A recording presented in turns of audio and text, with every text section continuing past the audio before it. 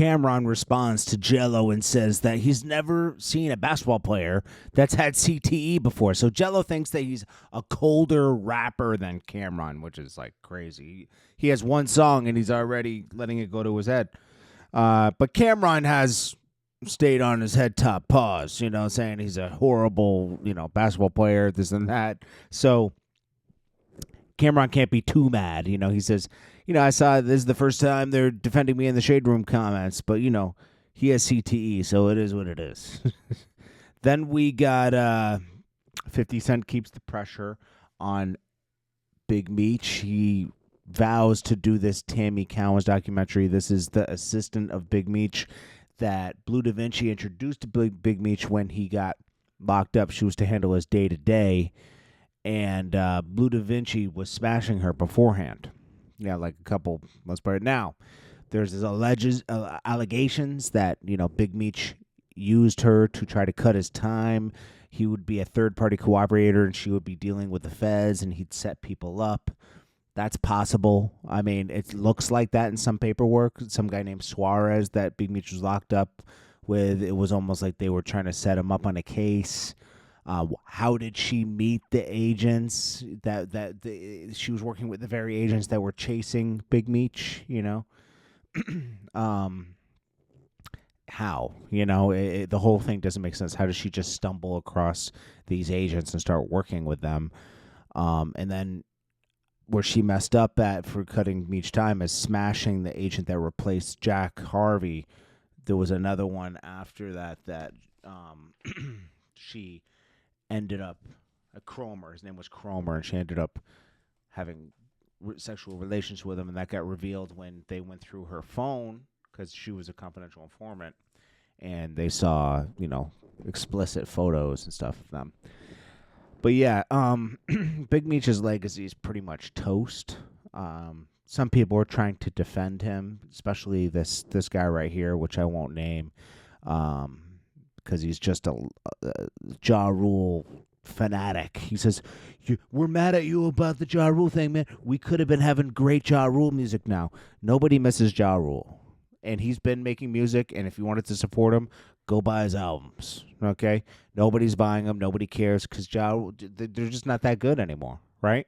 50 Cent toasted that career, okay? Now, 50 Cent's career took a backseat at 1.2, okay? Let's be honest, after the Kanye thing, then around 2009 and 10 with the Rick Ross thing, nobody was really checking for 50's music as much, even though it was still good. It's just, people have their time. Let's play a little. Well, let's see. Should I play some of this guy? Let me see. Okay. All right. Here we go. So let me play a little bit of his little rant. I agree. It's unfortunate, right? Yeah. It really is. But I agree. So, Oh. There's audio to this Tammy Cowins thing. We'll just let it be told when the story gets told. Yeah, and I'm only going to stick to the truth and keep it pushing, right? That's it. That's all it is. I agree. It's unfortunate, right? Yeah. It really is. But I agree.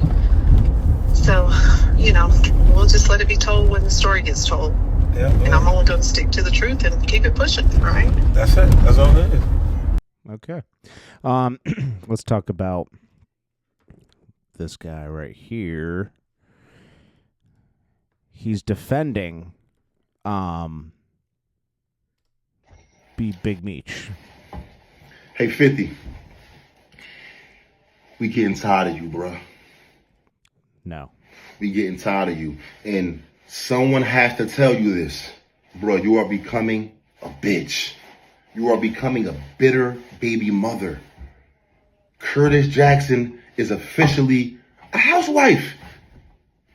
And it's funny, no one gonna tell you this. No influencers, nobody, no radio, nobody they're all scared of you. 50. You made us hate Ja Rule. We still mad at that. No, we're not. We could have been using Ja Rule right now. We need Ja Rule back. No, we don't. This guy's jacket says everything about his life, though. Look, he has a monster spray painted on his jacket. And now it's Big Meech. I don't care how much this jacket is. It's trash. Someone who that came home, you took pictures with, you know, discussed new ventures with, you know, gave him a show, gave him a platform.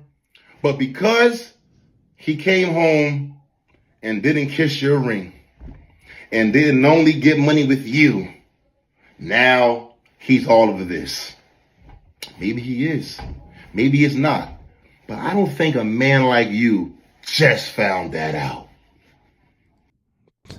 This guy's trying to talk like Fat Joe. I don't care. I think this is it looks like a fake Supreme jacket. Maybe it's convenient for you now to say all this stuff, but you wouldn't have been saying any of this if he was still getting money with you and had other plans with you. Guess what, 50? This guy, look at this. This guy's wearing a bubble jacket inside. What's wrong with this guy, bro? He has a blacklight poster behind him. You ain't the main event all the time, bro. That's the main event. That man made more money than you in his lifetime than you made being free all this time. He is the big homie. He don't owe you nothing. You might Bro, he was selling drugs, bro. They sell themselves. say, oh, well, I gave him a show on Stars that helped him. Hey, bruh, newsflash. He would have came home and got a show anyway. Nah, maybe a reality show. Nobody would have cared to do a BMF series because I'm going to tell you something. 3 studios passed on it. 50 Cent's the only production company that put some time and effort and money behind it. Yeah, you can't fix slow. This is Busta Rhymes in the Sun. We'll leave that there. And then this is funny. You can't deny it, even though Rick Ross. Nigga took a picture with Rick Ross. Like a hoe, nigga. Put your back against the wall and just. It's funny, but he got punched in his face and ran from his friends. I mean, you know, he did a lot. He stole a man's whole identity. He's a CEO, and there's so much to work with Rick Ross. But he's funny. He's a hustler, and it is what it is. You know, it's like